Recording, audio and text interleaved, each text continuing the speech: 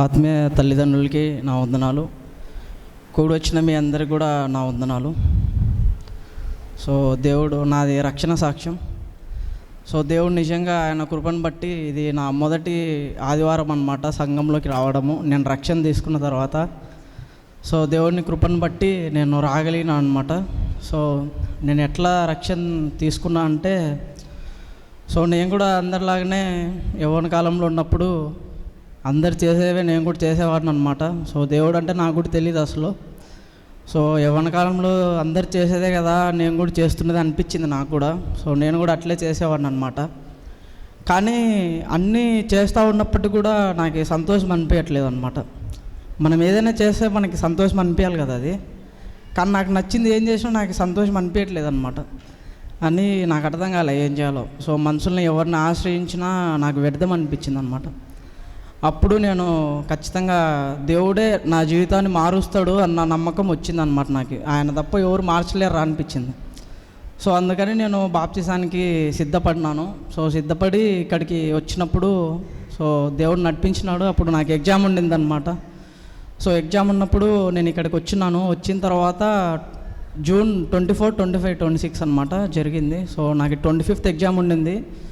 Exam ఉంటే నేను ఇంకా నాకు అర్థం కాలే ఏం చేయాలో. కానీ నేను ఒకటే చెప్పిన దేవుడికి, మొదట నీ రాజ్యాన్ని నీతిని వెతకమని చెప్పినావు కదా నువ్వు, నేను దానికోసమే పోతున్నా, నాకు సంబంధం లేదు నేను అని చెప్పిన. సో నేను వచ్చి కూర్చున్న తర్వాత కొద్దిసేపు ప్రేయర్ చేసుకున్నాను. నాకు తెలియదు ఎట్లా చేసుకోవాలో కూడా. కొద్దిసేపు చేసుకుని అట్లా బయటికి అట్లా బయటికి పోతే మెసేజ్ పెట్టారనమాట గ్రూప్లో. సో ఇంటర్నల్ ఎగ్జామ్ పోస్ట్పోండ్ అని మెసేజ్ చేశారు. సో అప్పుడు నాకు ఫస్ట్ టైం దేవుడి మీద చాలా నమ్మకం వచ్చింది. అంటే దేవుడు మరి ఇంత సమీపంగా ఉంటాడో మనుషులకి అనిపించింది అనమాట. అంటే నేను చిన్నప్పటి నుంచి దేవుడు అంటే చెప్తా ఉంటారు, నాకు తెలియదు అనమాట. నిజంగా దేవుడు ఇంత మనుషులకి దగ్గరగా ఉంటాడని నాకు తెలియదు. కానీ నిజంగా మా బ్రదర్ ఇక్కడ తీసుకున్నాడు బాప్తిసము. అప్పుడు నాకు తెలిసిందనమాట దేవుడు నిజంగా ఈ సంఘంలో ఉన్నారా అని నాకు తెలిసింది. సో అప్పుడు నేను ఏం చేసేవాడిని అంటే వచ్చి అక్కడ కూర్చునేవాడిని, ఎక్కడో లాస్ట్లో కూర్చొని వీళ్ళంతా తెల్లని దుస్తులు వేసుకున్నారు నాయన, మరి నేను ఒక్కనే కలర్ డ్రెస్సులు వస్తా ఉన్నా. ఏదో ఒక రోజు ఖచ్చితంగా నేను తెల్లని దుస్తులు వేసుకొని సాక్ష్యం చెప్పాలనుకున్నా. సో దేవుడు నిజంగా ఆయన కృపను బట్టి నన్ను ఈరోజు మాట్లాడడానికి దేవుడు అర్హత ఇచ్చిన అనమాట. దేవునికి స్తోత్రం. సో ఆ తర్వాత నేను కూర్చున్నా, నాకు తెలియకుండా నాకు ఇంకా మొత్తం చెప్తా ఉన్నారు నా గురించి అంతా, నా సినిమా అంతా చూపిస్తున్నారు ఇక్కడ. సో నాకు అర్థం కాలే ఏంద్రా వీళ్ళు ఇన్ని చెప్తున్నారు అనుకున్నా. మొత్తం నాకు తెలియదు కూడా మొత్తం చెప్తున్నారు అనమాట. అప్పుడు నాకు అనిపించింది అనమాట, దేవుడు మామూలైన కాదరైనా అసలు మనం ఇంకా సరెండర్ అయిపోవాలనిపించింది. అప్పుడు నేను చెప్పిన దేవుడికి, ఖచ్చితంగానైనా ఈ యవ్వన కాలంలో ఖచ్చితంగా నీ కొరకు నేను నిలబడతాను. అది ఏ సమస్య వచ్చినా సరే నన్ను నిలబెట్టి నువ్వు నడిపినైనా నేను నడుస్తా అని చెప్పిన దేవునికి.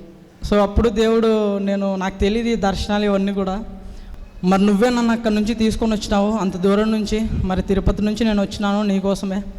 నాకు తెలీదు నేను ఇక్కడ నుంచి నేను నూతనమైన పేరుతోనే పోతా అని చెప్పిన దేవుడికి. అప్పుడు దేవుడు ఇంకా నేను ప్రేయర్ చేస్తూ ఉన్నా, నాకు తెలియట్లే ఏదో హృదయంలో నుంచి డేవిడ్ అని వస్తుందన్నమాట. సో నాకు అర్థం కాలే అసలు, నేనుండి ఆపుకున్నాను అనమాట. ఏంది ఇది అసలు నేనే ఊహించుకుంటున్నానేమో అనుకున్నా, నాకు తెలియదు కదా అని. నా పక్కన బ్రదర్ మీకేమైనా పేరు అనిపిస్తుందా అన్నాడు. ఏమో బ్రదర్ తెలియదు, నేనే అనుకుంటున్నానేమో డేవిడ్ అని నాకే అనిపిస్తూ ఉంది బ్రదర్. 2 సార్లు ఎవరో అనిపించినట్టు నేను హృదయంలో అనిపిస్తూ ఉంది, నన్ను ప్రార్థన చేస్తుంటా అని చెప్పా. అన్నాక దేవుడు అదే బ్రదర్ మీకు పేరు ఇచ్చింది, నాకు చూపిస్తూ ఉన్నాడని చెప్పాడు. ఆ తర్వాత నేను అన్న దేవుణ్ణి, నిజంగా నువ్వు అంత గొప్ప దేవుని కదా, మరి నువ్వు మనుషులతో మాట్లాడతావా, ఎట్లా మాట్లాడతావు నువ్వు అని అడిగిన దేవుణ్ణి. యాక్చువల్గా నేనే ఊహించుకుంటున్నానేమనుకున్న పేరు నాకు కనిపిస్తూ ఉంది పెద్ద పెద్ద అక్షరాలతో దావీదని. కానీ నేను ఏమనుకున్నా అంటే ఇది నేనే ఊహించుకుంటున్నానేమో అనుకున్నాను అనమాట. అప్పుడు నేను ఆత్మీయ తల్లికి లాస్ట్లో వెళ్ళేటప్పుడు చెప్పిందనమాట, దర్శనం ద్వారా అడగొచ్చు కదా దేవుడు చూపిస్తాడంటే నేనే ఊహించుకుంటున్నట్టు అనిపిస్తుందమ్మా అని చెప్పాను అనమాట. లేదు అది అట్లా అనుకోకూడదు అని చెప్పిందనమాట. సో దేవుడు అట్లా పేరు ఇచ్చినాడు. పేరు ఇచ్చిన తర్వాత నాకు ఏమని చెప్తున్నా అంటే నా చుట్టుపక్కల బ్రదర్స్ అందరూ, బ్రదర్ నువ్వు అక్కడ దేవుని సువార్త చెప్పాలంట అన్నారు. నాకు అర్థం కాలనైనా, నాకు వాక్యం గురించే తెలియదు, నేను ఎట్లా చెప్పాలి అంటే నువ్వు సేవ చేయంటున్నా అంట అక్కడ.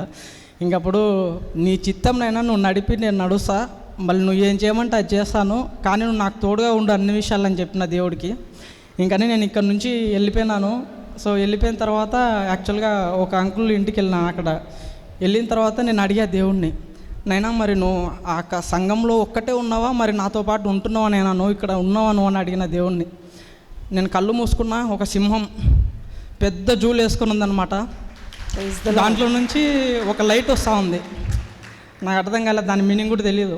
నా పక్కన ఒక అంకుల్ ఉంటే తెలియక అడిగావని, సింహానికి ఏమన్నా సంబంధం ఉందా అని అడిగా. సింహానికి లైట్ అంటే ఏం సంబంధం అన్నా. యూదా గోత్రపు సింహం ఆయన్నే యేసుప్రభు అన్నాడు. అన్నాక నాకు అర్థం కాలే అసలు, ఒరే దేవుడు ఏందిరా అసలు ఇంత దగ్గరగా ఉంటాడట మనుషులకి అని అనిపించింది. చాలా ధైర్యం వేసింది అనమాట. ఆ తర్వాత నన్ను యాక్చువల్ నేను టెస్ట్ బండ్ షేర్ చేసుకున్నప్పుడు అక్కడ అందరు చాలా ఆశ్చర్యపోయారు అనమాట. ఏంది ఇట్లాంటి సంఘాలు కూడా ఉన్నాయి అనుకున్నారు. అంటే దేవుడు అంటే ఎవరికి తెలియదు అనమాట అసలు ఇట్లాంటి సంఘాలు ఉన్నాయి, సో ఇట్లా ఉన్నాయని తెలియదు. ఊరికే నామకార్థమైన సంఘాలకు వెళ్తున్నారు కానీ వాళ్ళకి తెలియదు అనమాట. చాలా ఆశ్చర్యపోయారు. సో ఈరోజు నా ఫ్రెండ్ కూడా ఒకరు వచ్చారనమాట చిత్తూరు నుంచి నాతో పాటు. నేను అనుకున్నా ఒక్కరినైనా తీసుకొని రావాలని అనుకున్నా. దేవుడు నాతో పాటు నా స్నేహితుడిని తీసుకొని వచ్చినా అనమాట. సో ఆ తర్వాత నన్ను ఒక అంకులు ఏమన్నారంటే, నేను చెప్పిన ఇట్లా సంఘంలో ఇట్లా దేవుడు పేరిస్తాడని చెప్తే నువ్వు భ్రమపడుతున్నావు అన్నాడు. బాగా దేవుడు నమ్మిన వాళ్ళు భ్రమపడతారని చెప్పాడనమాట. అని నేను వెళ్ళిన హాస్టల్ పోయి బ్రష్ చేసుకోవాలి. అప్పుడు ఒకటే మాట అన్న దేవుణ్ణి, నైనా నువ్వు నన్ను ఏదో నీళ్ళలో బాప్తీసం ఊరికే డ్రమ్ములో ముంచి ఇచ్చింది కాదు, ఇది నువ్వే నన్ను పేరు ఇచ్చినావు. నాకు ఏదో మనుషులు నామకార్థంగా నన్ను డ్రమ్ములో ముంచి ఇవ్వలేదు. ఇప్పుడు ఆయన ఇట్లా అంటున్నాడు, నాకు దీని గురించి నువ్వు నాతో మాట్లాడినైనా, నువ్వు నాతో మాట్లాడే వరకు నేను బ్రష్ చేసుకొని తినను, కాలేజ్ పోను అని చెప్పిన దేవుడికి. నేను యాడికి పోను అని చెప్పిన. నేను ప్రార్థన చేస్తున్నా, 2 గంటలు అట్టే చేస్తా ఉంటే నాకు తెలియకుండా నేనే బయటికి లూక్ 12 అని చదువుతా ఉన్నాను. నేనే బయటికి లూకాసు వార్త 12 అని చదువుతా ఉన్నాను నేనే బయటికి. సరే నేను ఎందుకు ఇట్లా చదువుతున్నా అనుకున్నా, ఓపెన్ చేశా. దాంట్లో దేవుడు క్లారిటీగా మాట్లాడుతున్నాను అనమాట. మనుషులకు నువ్వు భయపడొద్దు, చచ్చిన తర్వాత ఏం చేయలేని మనుషులకు నువ్వు భయపడొద్దు అని చెప్పి దేవుడు ఏమంటున్నా అంటే, నీ తలలో ఎన్నెంటుకలున్నా అన్నీ లెక్కించు, నువ్వు భయపడొద్దు అని చెప్పినాడు. చెప్పిన తర్వాత దేవుడు ఏమని చెప్తున్నా అంటే, సో నీ దగ్గర పెద్దలు కానీ ఎవరైనా వచ్చి నేనేమన్నా అడిగినప్పుడు నువ్వు ఏం చెప్పాలని చింతించవద్దు, ఆ సమయంలో పరిశుద్ధాత్మ మొత్తం చెప్తుంది నీకని చెప్తున్నాడు దేవుడు. అప్పుడు నాకైతే అసలు ఇంకా ఒరే దేవుడు ఇట్లా కూడా మాట్లాడతారా అసలు, నాకు తెలియదు దేవుడు ఇంత క్లారిటీగా మాట్లాడనమాట. అసలు భలే సంతోషం వేసింది నాకైతే. అప్పుడు నేను నిజం చెప్తున్నా, లోకంలో నేను ఉన్నప్పుడు నాకు చిన్నది దాంతో పోల్చుకుంటే అసలు నేను అనుకున్నవన్నీ ఇదే సంతోషం అంటే, యవ్వన కాలంలో చేసేదే కదా సంతోషం అనుకున్నా. మనకు నచ్చింది చేస్తే ఇదే కదా అనుకునేవాడిని సంతోషము. కానీ నాకు ఆ రోజు వచ్చిన ఆనందం నా జీవితంలో ఎప్పుడు రాలేదు అసలు. అంత క్లారిటీ మాట్లాడనమాట దేవుడు. అప్పుడు అనుకున్న దేవుడిని, నైనా ఏంది నైనా నువ్వు అసలు మామూలు కాదు నైనా, నువ్వు అసలు చాలా గొప్ప దేవుడినైనా నువ్వు అసలు అనిపించింది అనమాట. అప్పుడు నేను వెళ్ళినప్పుడు ఎక్కడన్నా నేను టెస్ట్ బండ్ షేర్ చేసుకోవడానికి వేరే కాలేజెస్కి వెళ్ళున్నా, మెడికల్ కాలేజెస్ అందరికీ. వాళ్ళు డైరెక్ట్ వచ్చి నాకే చెప్తున్నారు, ఎంత బాగా చెప్పారు అసలు, మా హృదయాలు తగులుతూ ఉన్నాయని చెప్తున్నారు వాళ్ళే వచ్చి. అప్పుడైతే నాకు ఇంకా దేవుడా అసలు ఏంది నైనా నువ్వు అసలు చాలా బాగా మాట్లాడుతున్నావు, ఇట్లనే అందరితో తగలాలైనా వాళ్ళ హృదయాలకి. మరి యవ్వన కాలంలో నేను చేసిన ఏ మిస్టేక్ నా తమ్ముడు, నా అక్క, నా చెల్లి ఎవ్వరు చేయకూడదు నేను అని ఇదే కోరుకున్నాను నేను. అందరూ అనుకుంటారు యవ్వన కాలంలో మనకు నచ్చినట్టు బ్రతికితే ఇదే జీవితమేమో అనుకుంటారు అనమాట అందరూ. కానీ అది కాదురా జీవితము, ఇదిరా అని నేను ఖచ్చితంగా చెప్పడానికి దేవుడు ఆ ధైర్యం ఇచ్చిన అనమాట నాకు. అప్పుడు అందరూ భయపడుతున్నారు ఇది చేయాలి అంటే. సో దేవుడు అంతగా వాళ్ళతో మాట్లాడుతున్నాను అనమాట. సో దేవుడు అంత బాగా లీడ్ చేస్తూ ఉన్నాడు. సో నా జీవితంలో దేవుడు ఎందుకు అసలు నేను సడన్గా నాకు ఇట్లా అనిపించింది అనమాట తీసుకోవాలని. కానీ దేవుడు ఆయన కృప అనమాట రక్షిస్తూనే ఉన్నాడు ప్రతి క్షణము. ఆయన గురించి నేను ఎట్లా చెప్పాలో కూడా నాకే చెప్తున్నాడు. నాకు భయం ఉండేదన్నమాట చెప్పడానికి. ఇప్పుడు వస్తున్నప్పుడు కూడా ఇంతమంది ఉన్నారు, ఎట్లా చెప్పాలని అనుకుంటే ధైర్యం వచ్చేది అనమాట, ఏం కాదన్నట్టు. ఇక్కడంతా చూస్తూ ఉంటే ఏదో పరలోక రాజ్యంలో ఉన్నట్టుంది నాకైతే అంతా.